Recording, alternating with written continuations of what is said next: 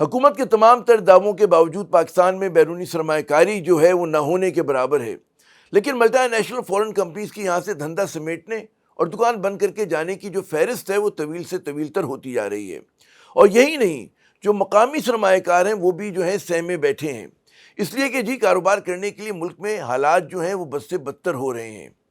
تازہ ترین خبر یہ ہے کہ امریکی کمپنی پروکٹر اینڈ گیمبل نے پاکستان میں اپنے مینوفیکچرنگ اور کمرشل آپریشنز بند کرنے کا اعلان کر دیا ہے۔ آپ جانتے ہی ہوں گے کہ کنزیومر گڈز بنانے والی دنیا کی بڑی کمپنیوں میں سے ایک ہے، پی این جی بھی کہا جاتا ہے اسے۔ تو پی این جی نے یہ فیصلہ کیا ہے کہ اب وہ پاکستان میں اپنی مصنوعات کسی تھرڈ پارٹی سے درآمد کر کے مارکیٹ کرے گی۔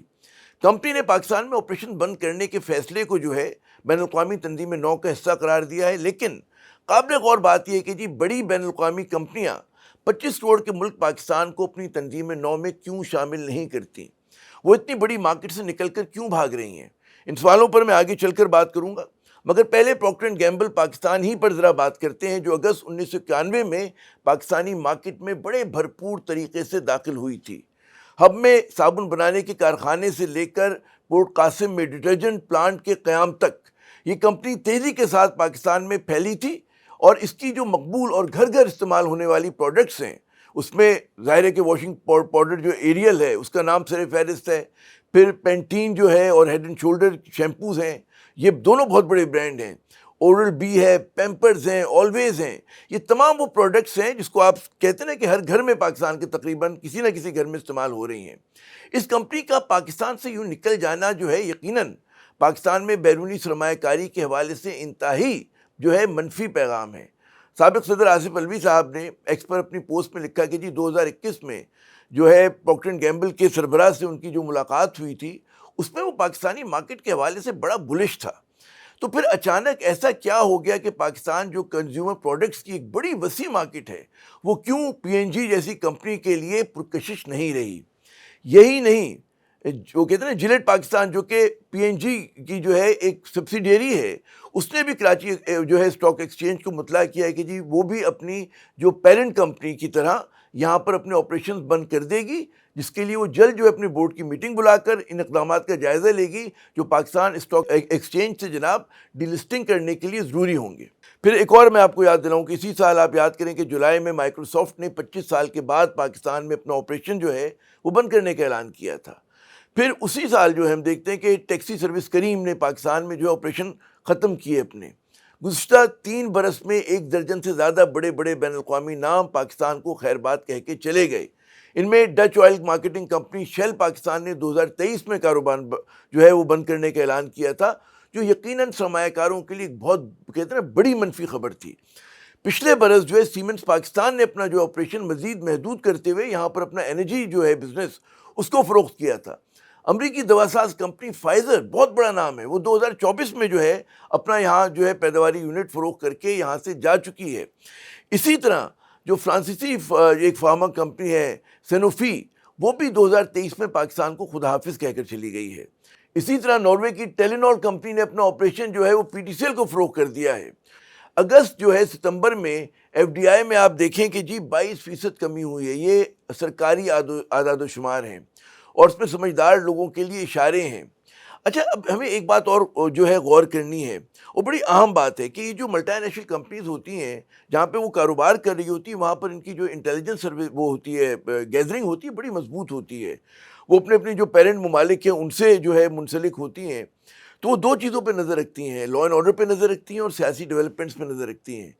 تو میں یہ سمجھتا ہوں کہ جو پی این جی ہو گئی، اس طرح کی کمپنیز ہیں، ان کے پاس یہ انفارمیشن ہے کہ جی پاکستان کا جو فیوچر کا آؤٹ لک ہے، جو مستقبل کا آؤٹ لک ہے، وہ جو ہے منفی ہے۔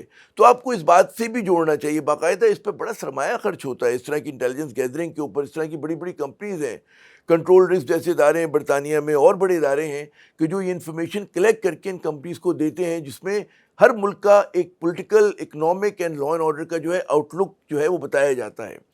تو میں سمجھتا ہوں جناب کہ اس میں سمجھدار لوگوں کے لیے نشانیاں ہیں، اشارے ہیں۔ اب آئیے اس بڑے سوال کی طرف کہ پاکستان کی فضا جو ہے وہ بڑی بین الاقوامی کمپنیوں کے لیے کیوں سازگار نہیں ہے؟ منفی نکات کی ایک طویل فہرست ہے۔ سب سے پہلے تو آپ دیکھیں جی ٹیکسوں کی بلند سطح، جو ملٹی نیشنل کمپنیز کے لیے 39%، 39% ہے۔ پاکستان میں کاسٹ آف ڈوئنگ بزنس جو ہے وہ بہت زیادہ ہے۔ سب سے بڑا زخم جو ہے وہ خطے میں سمجھتا ہوں یہاں کے کاروباری افراد کے لیے یا کاروباری اداروں کے لیے وہ ہے بجلی کی بلند ترین قیمتیں۔ یہاں پر جو ہے کاروبار کرنا کسی بھی طرح سے جو ہے وائبل نہیں رہا۔ حکومت نے اپنا جو ہے تمام تر جو ان کی نالائقی ہے، نااہلی ہے، یعنی کہ جو وہ بجلی کے بل کلیکٹ نہیں کر پاتے، بجلی کی چوری کو نہیں روک پاتے، اس کا بوجھ جو ہے ایمانداری سے بل ادا کرنے والے صارفین پہ ڈالا ہوا ہے، وہ چاہے ڈومیسٹک صارفین ہوں یا وہ جناب کمرشل ہوں یا وہ انڈسٹریل ہوں۔ اور اس میں جو ہے اس ٹیکس کی شرح میں یا بجلی کی جو بلند قیمتیں، اس میں آپ کو کمی کے کوئی آثار نظر نہیں آتے۔ یعنی کہ یہ جو بڑی کمپنیاں ہیں وہ کیوں چونی کے لیے یا چونی کے نفع پر تو کام نہیں کریں گی اس ملک کے اندر؟ اگر ان کے مارجن آف پروفٹ جو ہیں وہ کم ہو رہے ہوں گے تو وہ کیوں پاکستان میں جو ہے وہ اتنا ایک کہتے ہیں رسکی مارکیٹ میں آ کے کام کر رہی ہوں گی؟ اوپر سے ان کے لیے جو ہے ان کمپنیز کے لیے اپنا منافع باہر لے کے جانا، یعنی کہ ریپیٹریشن آف پروفٹ جو ہے وہ بڑا مشکل بنا دیا گیا ہے۔ اس میں ظاہر ہے کہ ایک تو سمجھ میں آتی ہے کہ بات ہمارے پاس فورن ایکسچینج ہی نہیں ہے یا کم ہے، تو اس کو جو ہے مصنوعی طریقے سے مینیج کرتا ہے اسٹیٹ بینک آف پاکستان۔ پھر ایک اور بہت بڑا فیکٹر ہے، وہ ہے جی پالیسیوں میں تسلسل کا فقدان، جس کی آپ کو میں ایک تازہ ترین مثال دوں کہ جو آپ نے جس طرح سے درآمد شدہ گاڑیوں کی کہتے ہیں نا کہ جو سیکنڈ ہینڈ گاڑیاں ہیں ان کی درآمد کی اجازت دی ہے، جو یقیناً جو کہتے ہیں نا مقامی مارکیٹ میں گاڑیاں اسمبل ہوتی ہیں ان کے لیے بہت بڑا دھچکا ہے۔ یقیناً ہمیں جو مقامی اسمبلرز ہیں ان سے بہت شکایتیں ہیں، ان کی کوالٹی سے شکایتیں ہیں۔ ان کا مطلب ہے انہوں نے وعدہ کیا تھا کہ جی پاکستان میں زیادہ تر ہم اس کے وہ بنایا کریں گے، ہم فلاں برس تک جو ہے ہماری پوری گاڑیاں جو ہے 80%، 90% پاکستان میں بن رہی ہوں گی۔ وہ نہیں ہوا ایسا، لیکن اس کا علاج یہ نہیں ہے کہ آپ جو ہے درآمد کے ذریعے یہاں پہ جو اسمبلنگ ہوتی ہے یا جو تھوڑا بہت کاروبار لوگ بناتے ہیں مینوفیکچرنگ، ان کا گلا گھونٹ دیں۔ اور یہ بھی ایک کہتے ہیں نا کہ جو ایک آئی ایم ایف کا پریشر بھی ہے اس کے اندر، اس پہ جو ہماری لابیز ہیں جو چاہتی ہیں جو درآمد کر کے they want to make quick money, وہ بھی ایک فیکٹر ہے۔ اور اسی طرح حکومت کو جی یہ لالچ ہے کہ جی ڈیوٹی کے ذریعے ان کو بڑی آسانی کے ساتھ جو ہے وہ پیسے ملنے لگیں گے۔ لیکن اس سے میں یہ سمجھتا ہوں کہ جہاں میں کیا سمجھتا ہوں سب کو پتہ ہے، اس سے جہاں پہ درآمدات کا حجم بڑھے گا وہیں مقامی مینوفیکچرنگ جو ہے بری طرح متاثر ہوگی۔ پھر آپ دیکھیں کہ جی جو سیاسی بے یقینی ہے، سیاسی محاذ آرائی ہے، یہ ایک بہت بڑا ایشو ہے کہ ایک مقبول پولیٹیکل پارٹی کو جو ہے وہ دیوار سے لگا دیا گیا ہے، ان پہ جو ہے مقدمات قائم ہیں، اس کے لوگ جیلوں میں ہیں۔ ایک لوگوں کو ہر وقت خطرہ ہے کہ کل جو ہے نہ جانے کیا ہو جائے، ہو سکتا ہے کہ یہ جو نظام میں چلتا رہے، لیکن اس نظام کو لوگ چیلنج بھی کر رہے ہیں۔ ہم دیکھتے ہیں کہ جی بلوچستان میں جو ہے ایک سورش ہے، ہم دیکھتے ہیں کہ کے پی میں یہ صورتحال ہے، ہم دیکھتے ہیں بھی کشمیر میں، آزاد کشمیر میں دیکھیں آپ کس طرح کا احتجاج ہوا۔ اربن سندھ بہت بری حالت میں ہے، رورل سندھ میں کوئی اچھی صورتحال نہیں ہے، ساؤتھ پنجاب کو شکایت ہے۔ تو آپ اگر مجموعی طور پہ دیکھیں تو بہت زیادہ کنٹرڈکشنز ہیں، اور ریاست جو ہے اپنے ان کنٹرڈکشنز کو، تضادات کو ریزالو نہیں کر رہی ہے۔ سیاسی محاذ ایک بہت بڑا فیکٹر ہوتا ہے۔ پھر ہمارا روپیہ انسٹیبل ہے، مصنوعی طریقے سے روکا ہوا ہے۔ پھر آپ جب امپورٹ کی اجازت دیتے ہیں تو روپے پہ دوبارہ سے دباؤ آئے گا، بیلنس آف پیمنٹ پہ آپ کے دباؤ آئے گا، یہ بھی فیکٹرز ہیں۔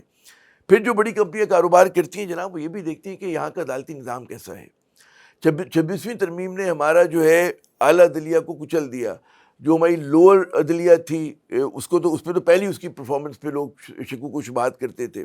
جو تھوڑی بہت آبرو تھی ہماری سپریئر جوڈیشری کی، اس کو بھی آپ نے کمپرومائز کر دیا ہے۔ پھر ہر سطح پہ کرپشن ہے۔ وہ کہتے ہیں نا کہ کہاں تک سنو گے، کہاں تک سنائیں۔ میں ضرور اس موقع پہ انڈسٹریل ہب کراچی جو ہے اس کا تذکرہ کروں گا۔ کراچی کو برباد کر دیا گیا ہے۔ ہمارے انڈسٹریل ایریاز دیکھیں، سائٹ کو دیکھیں، کورنگی کو دیکھیں، دیگر ایریاز کو دیکھیں، وہاں کی سڑکیں دیکھیں، وہاں پہ جرائم دیکھیں، وہاں پہ کاروبار کرنا، وہاں پہ جس طرح کی رشوت خوری ہوتی ہے، وہاں پہ جس طرح سے ادارے آ کے جو عام ٹوسٹنگ کرتے ہیں بزنس مین کا، ایک بہت بڑا مسئلہ ہے۔ انفراسٹرکچر آپ کا تباہ ہے، جرائم بہت زیادہ ہیں، تو معاشی محاذ پر جو ہے آپ کو منفی خبریں ہی ملیں گی۔ تو لب لباب یہ ہے کہ جی جو گزشتہ 3 برس ہیں وہ پاکستان کے لیے جو ہیں بہت ہی برے رہے معاشی فرنٹ کے اوپر، اور ارباب اختیار اور اقتدار کو سوچنا چاہیے کہ جی جو صورتحال ہے وہ کس طرف جاری ہے۔ وہ کہتے ہیں نا کہ آئرنی یہ ہے کہ جی بڑے بڑے دعوے ہیں لیکن گراؤنڈ پہ کوئی ڈیلیور نہیں ہو رہا ہے۔